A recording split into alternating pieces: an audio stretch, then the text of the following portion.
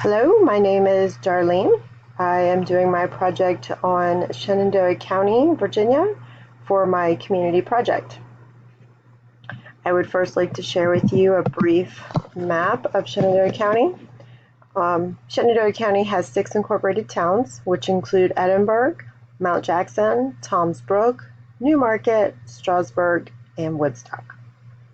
I would like to explain. I do actually live in Page County, although most of my work and I spend most of my time here in Shenandoah County.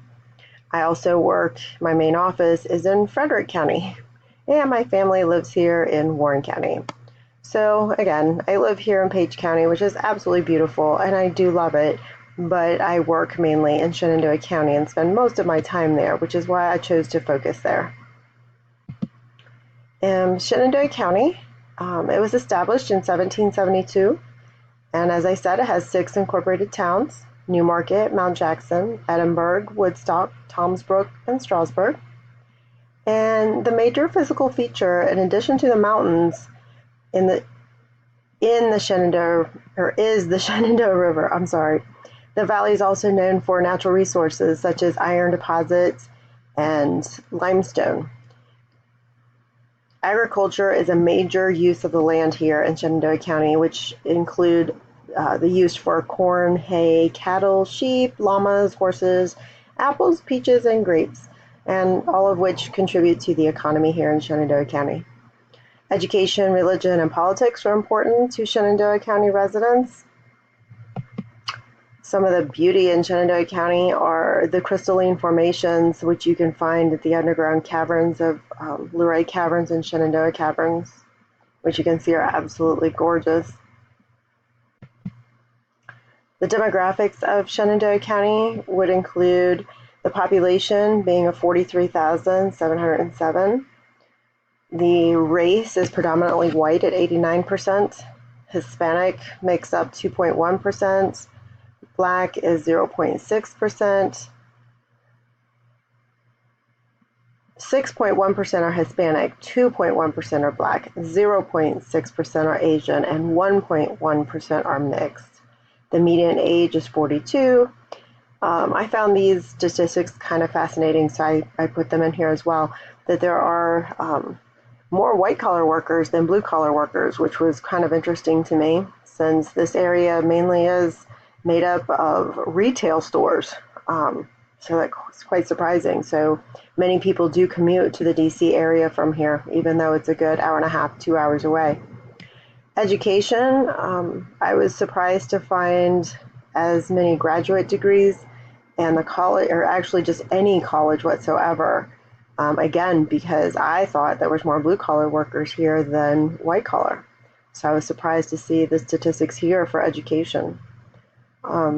The median household income, $51,000. Again, that was a little surprising for me. I was happy to see it. 52.9% of the residents are married and only 29.4% are divorced. Also very happy to see that statistic. Consumer spending, which includes education, insurance, clothing, entertainment, food, healthcare, shelter, and transportation, along with utilities. I was very disappointed to see that tobacco ranked the highest for consumer spending at 96%. When you calculate all these other issues or all these other things that people have to purchase and use to sustain their life, they're spending more on tobacco. And education ranked the lowest at 75% or 79%. So then some of the things that we do deal with in the Shenandoah Valley are flooding. These were all taken pictures within the surrounding towns in May of this year. So that was quite devastating to some areas. We usually recover quite quickly. They're not horrible floods, but in doing this research, I was quite fascinated to find that we actually had a very tragic flood back in 1870. And the valley was just recovering from a drought. And then on September 28th, it started to rain. And the rain continued for 48 hours. And within that 48 hours, they accumulated over 8 inches of rain.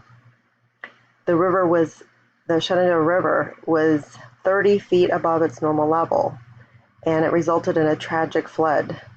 And it still remains one of the worst tragedies in the written history of the Shenandoah Valley.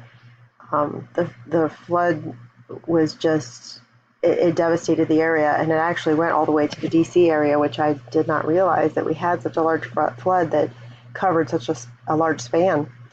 The bridge at Massanutten was carried away. Railroad bridges at Front Royal and Strasburg were destroyed.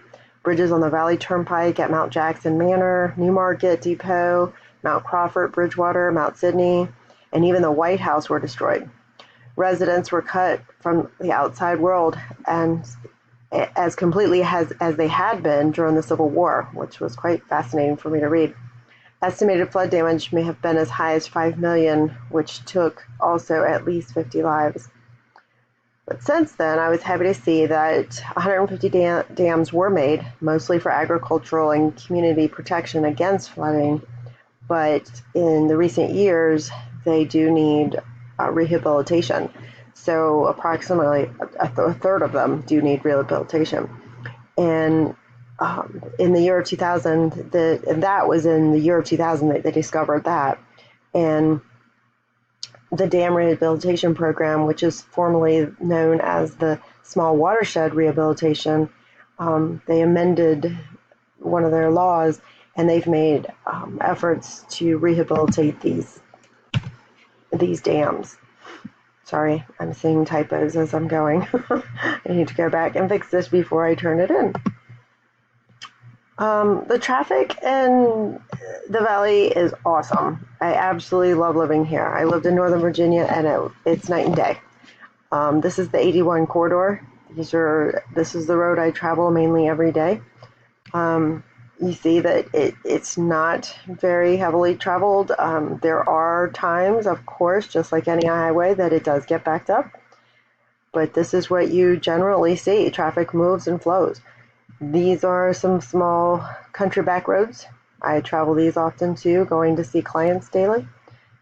And again, this is kind of what you see as far as a visual. It's absolutely beautiful in this area. Interstate 81, as I said, is the main highway, and the speed limit on the average up and down the corridor is 70. At some places it goes down to 65. They're common. We do have traffic jams generally due to an accident, but they generally don't last too long. Country roads are generally moving at normal speed with the occasional backups mainly occurring due from farm equipment such as tractors and hay trucks. Or you might get somebody that just wants to take a country drive and they're driving slow. The shopping centers are easy to navigate without heavy congestion, and parking is usually not an issue. I love it because I can always get a front row parking spot. I hardly ever have to park far away. The water quality in Shenandoah is wonderful.